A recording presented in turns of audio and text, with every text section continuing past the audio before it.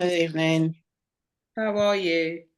Yeah, good, good. I was discharged from the fibroid clinic yesterday, so I'm feeling really good, thank God. So, Oh, good. yeah. Good. So does that mean you've passed your kind of final follow-up So this stuff? was, yeah, um, all of the stuff that they took out and the fibroids that they tested were all benign. There was no mucus thing inside when they checked again, and the ones that have been left, she said, have shrunk. So, Amazing. so Wow. Oh my God, I'm so pleased for you. asked actually, I didn't ask her by how much. I was just so like, oh, okay. And then she asked if there was any of the other treatment that I wanted to do. And I said, no, I didn't. So she said, well, actually, and because of my age as well, she was like, well, you know, they started to shrink anyway. So, and yeah, you done basically the other treatment, which is like a radio. It's not done by gynecologists, it's done by the guys that do the radiology, and they put these. I think my friends had that one where they put these little things inside of you, and it kind of like stops the blood flowing to the fibroid. Embolization. Yeah, she said I don't actually need that because they had started to shrink. So she Yeah. wouldn't really put me up for that. But yeah, she said to me, see how I feel this month when my period comes and the following month. And if it's painful and it's very heavy again, then obviously go back to my GP and get to come back to them. But so far they were just very happy with how everything had gone and this that they had the ones that had left had shrunk. So yeah, that was good news. So I was very Amazing. Really pleased for you. Amazing. And would thank you. you attribute that to the steps that you've taken Yeah, since? definitely I would say the lot of the stuff that you were talking about and that I had cut out, changing my milk, coming off dairy. I mean, I was off dairy anyway, but being more strategic with it and Yes. yeah, and being, not drinking so much alcohol, changing certain foods that I was eating, not having so much sugars. Yeah. Yeah, Yeah. has yeah, my faith also, but I would also would say that the change in my lifestyle definitely has played a part in helping. Yeah. Absolutely. Yeah.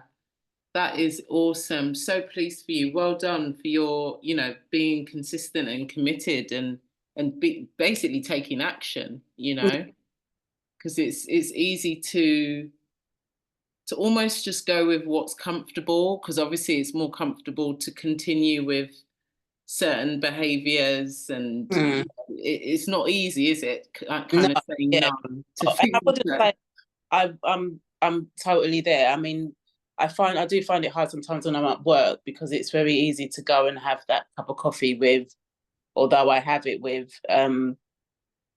dairy-free milk, but it's not the same milk I use at home, and it's the one that has all the rapeseed oil in it. So I have to be more consistent, especially when I'm at work, because yeah, you kind of feel like, oh, I just need that cup of coffee, even though it's decaf. I still shouldn't really be drinking it. So, but at mm, home, I am very strategic with what I do and how I eat and the stuff that I put in my shopping basket, and yeah, yeah, yeah, absolutely. If that's same, that's such amazing news, Josephine. thank you. Yeah, that's it really is. And this is the reason why I'm so passionate, because I believe that it makes a difference, what we do day to day most of the time. Yeah, Um, and like you said, it's, your faith, mm, it's what you kind of fill your mind with, what you meditate on. That's a big part of, in my opinion, the mind kind of meeting the body as well, soul, mind, body, connection. And you've just really just embodied the holistic, you know, uh, perspective. You mm, mentioned your faith, you've taken action with your actual nutrition and day-to-day decisions. And obviously you've had a level of medical intervention, and it's all Mm. meant that you've kept kind of the medical intervention to a minimum, a minimum, which is good. It's good. Yeah, And which this is is just, funny because I literally had written on my notes, because when I spoke to the gynecologist yesterday, she was like, "Oh, you don't like to take medication and stuff," and I was like, I just didn't want to take this medication because like I do like." And she was, "Yeah, you like to go down the natural way," and they'd literally written that on my notes, and I was like, "Oh," so I it's good found, they know. yeah, so they know, so they know, so yeah, Amazing. Thank you for sharing that. That's so, so inspiring. And this is it. This is what, it's not easy, but it's worth it. It's worth yeah. it. Yeah. Great, great. Hi, Grace and Abby. So I think you might have missed. Josephine has had some great news because her fibroids that were left behind have shrunk in the Wow. last few months since she's been taking lots of proactive steps in regards to her diet and her lifestyle. So we were just celebrating, really. Yeah. Wow. Wow.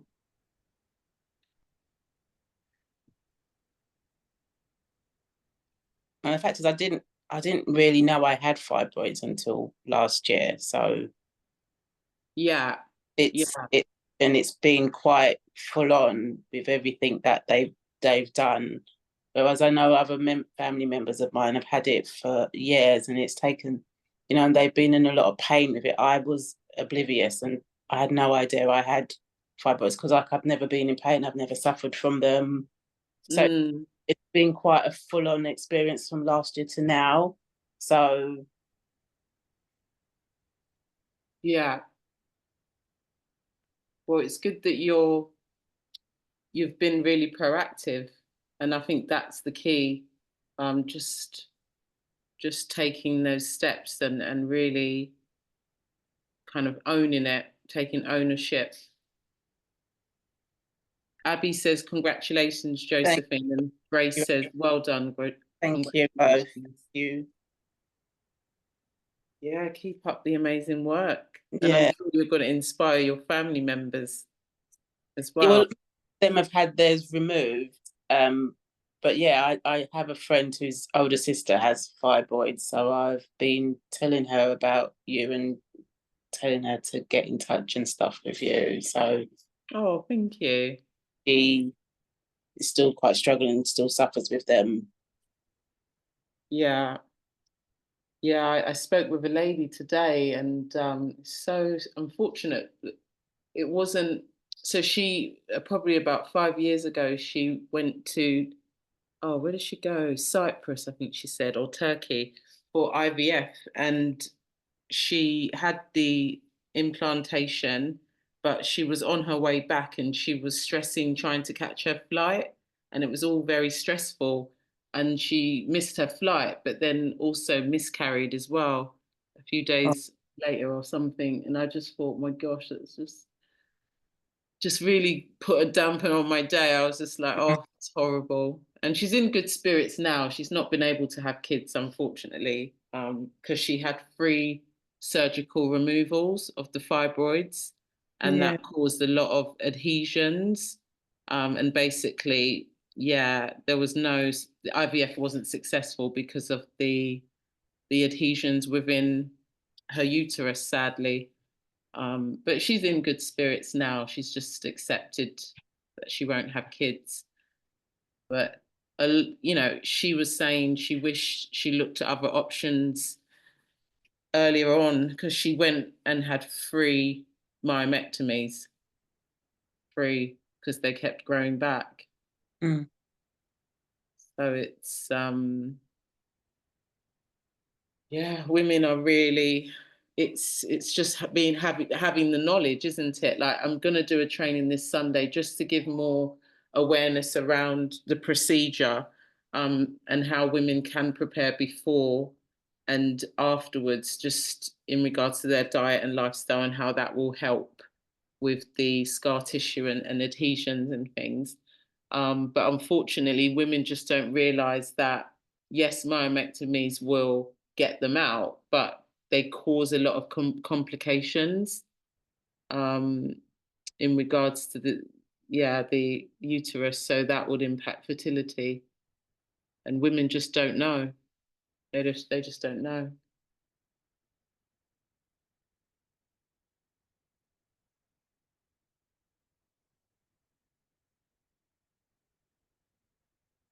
So does anyone have any questions or want a perspective on anything that, or maybe you want to share? Go ahead, if that you can unmute yourself. Hi Nina, yeah. I mean, I'm completely new here, so I'm just have some questions for Josephine actually. As in like how long you had the fibroids, and I'm guessing obviously you used the protocol that Nina's offered to all of us. But I just want to know kind of like the process of what you went, if you don't mind, because I know it's a personal journey for everybody. What steps you took, kind of, and any advice that you've got for myself, because I've got 10 centimeter fibroids and I've had it for the past well, I started off with a 4 about 2 3 years ago, and then it just increased suddenly to 10. Okay, so like I said before, to be honest, I had no idea I had fibroids. I never really had any pain. On and off, I would have heavy periods, and then when I had my daughter, they kind of stopped, and then all of a sudden, I'd say around just before COVID, they started to get a little bit more heavier again, and I started to get a shortness of breath. Um, Walking when I would walk, it would, like normal walking, like would take me 10 minutes, was now taking me like 20 to 15 minutes. And I thought it was just my asthma, and then I kind of had where I kind of nearly collapsed on my way to work.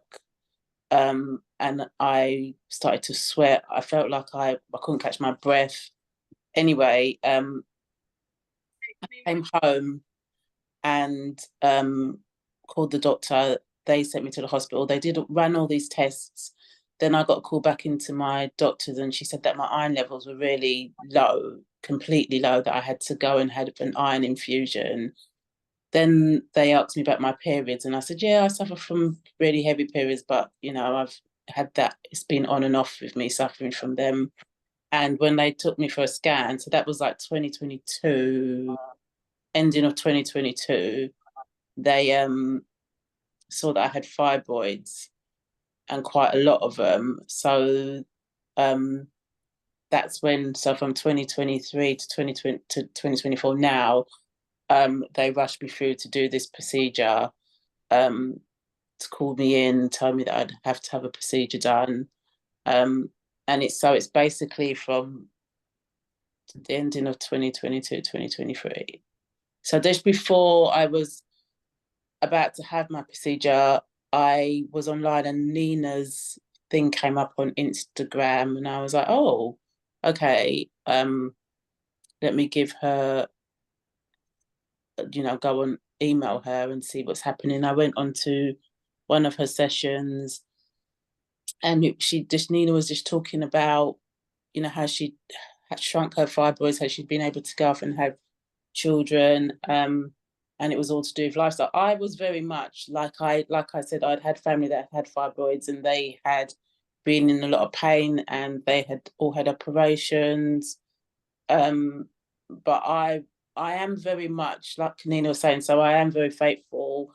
I am a bit skeptical on taking medication, only because I have another medical condition, and they once put me on antibiotics, and that didn't have a really good effect on me. And basically, when I looked into it, if I just came off dairy, it would have helped my sinuses. So I have kind of been dairy free, but being with Nin, it's made me have a bit more understanding of things, especially because I have to do something with her where you find out like what foods agree with you and what foods don't agree with you. It's just knowing about the So supplements as well, that, you know, we all take supplements, but knowing which ones are the better ones for you and which ones actually work. Knowing about sugars and not having sugars, and, you know, all the different foods that can actually affect your fibroids. And she kind of, what she was saying kind of tallied with a lot of the stuff when I was looking up natural ways to heal fibroids. What she was saying, come off alcohol, drink more waters, you know, the electrolytes to put in your water, to exercise. And so it's about putting your whole mind, body, and spirit together, and about just taking that action. So mine's been a very quick process, unlike a lot of other people's, where it's like been a gradual. Mine's kind of like been like a whirlwind. Helps. Thank you, Josephine. Thanks. Well, thanks for going into detail. Thank you for sharing. That's okay. Yeah, and I love the fact that you remembered the electrolytes. Yeah. You're a great student. Great. That's awesome. And yeah, the body, you know, God has made us perfectly. It's just the external, you know, influences of modern life today, and the fact that it's harder and harder to switch off from, whether it's work, family commitments. And I think women, it's becoming more of a challenge to just have your kind of me time and really just recuperate. And I think that that's contributing to stress hormones, and then that's impacting our, you know, the gut, and then that yeah, that balance. So it's definitely quite a few variables that you have to keep an eye on. But yeah, Josephine really summarized everything really well. Thanks for sharing, Josephine. Do we have any other questions, or anyone that wants a perspective on anything? I had a few questions, but I don't want to like take over, because I don't know if Abby and Grace want to ask anything first.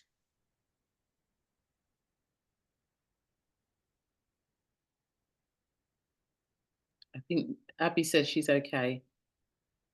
I think you can go ahead if that. Okay. Yeah, I had a question regarding how often do we have the group calls, or are they just group calls or the individual calls? So this call is weekly, every Thursday at 7:30 UK, London, yeah, London time. And then in regards to individual, that's kind of based on your needs. If you need, if you want a one-to-one session, just drop me a message and we can arrange that. Okay. And do we have like accountability for, like, I don't know, meal plans or anything like that, or like what sort of support is there? Is like group support, or do we message you for like support with meal planning and things like that? That you could bring to this session as a question, because this is the main kind of support structure. When you say accountability, do you mean like sharing how your meals have been for the week, that kind of thing? Yeah, just kind of like keeping on track, not falling behind, and not getting tempted to having, I don't know, like cake or whatever, stuff like that. Yeah, yeah. Okay, yeah, no, this would be the session, yeah, to kind of share, and yeah, you can share wins, transparent, like anything you want to share and be held accountable. Yeah, this would be it. Okay. And also, you know, those bars that you've got, the date bars, they're called the naked bars. Are those okay, or is that still too much sugar? I think those ones, if I'm not mistaken, have got soya lecithin in them, if I'm not mistaken. I think those ones are just like pure dates and nuts. I haven't seen soya, but I might be wrong though. I can't. Okay, if they're Yeah. free, if they're just dates and nuts, it's fine to have, you know, if you are craving, if you want something sweet. What I would say is don't have it all in one go. Yeah. Try and have like a little and then keep the packet for the Yeah. following day or something. If that's a good habit Okay. with That's those fine. bars. Yeah. Okay, thank you. I think that's You're all welcome. I have for now. Just yeah, I just was wondering about the accountability, but that's fine. So this is the main kind of source for support. Obviously you can message you anytime as well on WhatsApp. Yeah. Okay, that's fine. Thank you. You're welcome. Yeah, no, it's such an inspiring session. Thanks so much, Josephine. And yeah, it's just about that accountability, being open when you might not have such a good week or you might be having a great week. And it's just leveraging really so that you can get your own momentum going. And once you're building those muscles, it does get easier. It does get easier. And when you have success cycles and you see the positive changes within you and your body and your mind, you realize that actually I don't need to be a slave to this or feel like I'm out of control here. And yeah, just keep empowering yourself and especially be mindful of the words you use, the metaphors you use throughout the day to describe how you're feeling, to describe your day. It all makes such a difference. And just keep smiling to yourself. That's a tip. When I was just kind of in the early weeks of my divorce, I learned that just smiling to yourself makes such a difference to your stress hormones and how you feel. You look crazy, but it works. So even if you're just like, just sat there, could be at work, it could be just, you might just be daydreaming, just smile because the brain doesn't actually know that there's nothing that's made you laugh. It will actually just release those good feel good hormones. Um, and yeah, you'll feel better. So that's my tip. Abby has a question. I have one question. Is it okay to drink alkaline water? Yeah, yeah, that's fine. Is that alkaline water from the shop or do you infuse it? Just curious, Abby.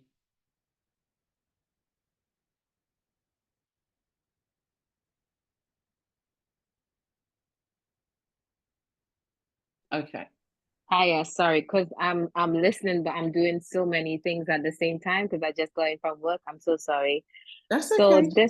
this one is from the shop. I just found one in Tesco because I was in America a few weeks ago and they have alkaline water. It's very easily available, but here it's much harder to get and a bit more expensive.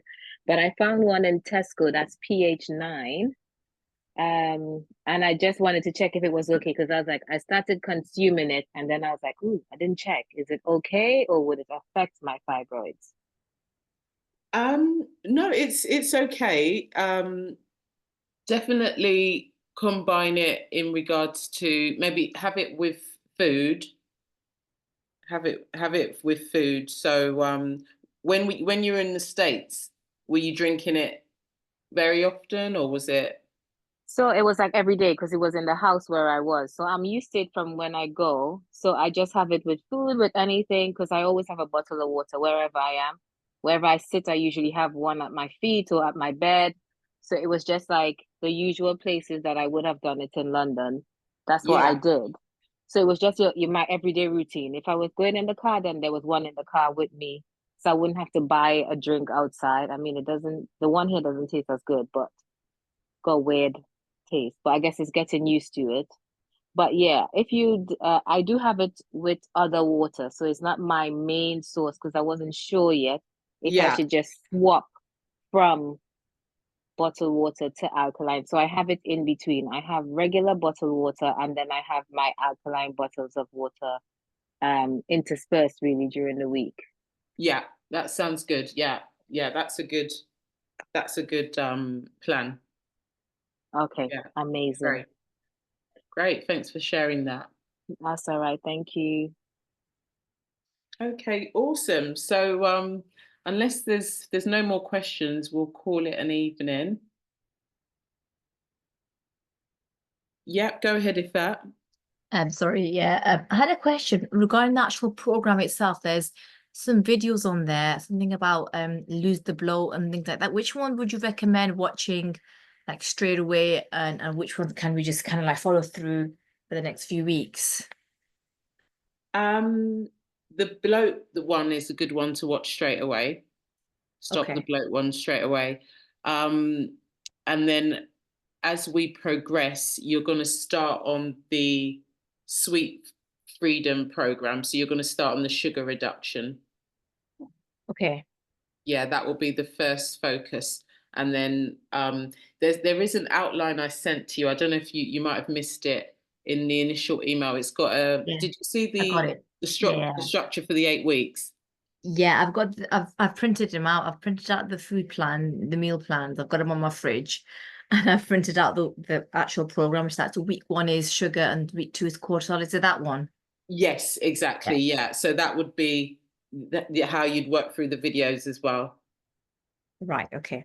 So But first start off with the bloat one, and then yeah, move with the sugar one. Okay, that's yes, fine. yeah, that's correct. Yeah. Okay, brilliant. That's perfect. Thank you. Great. You're welcome. Yeah, I'm really excited for you, Ifat. I know you're just starting off.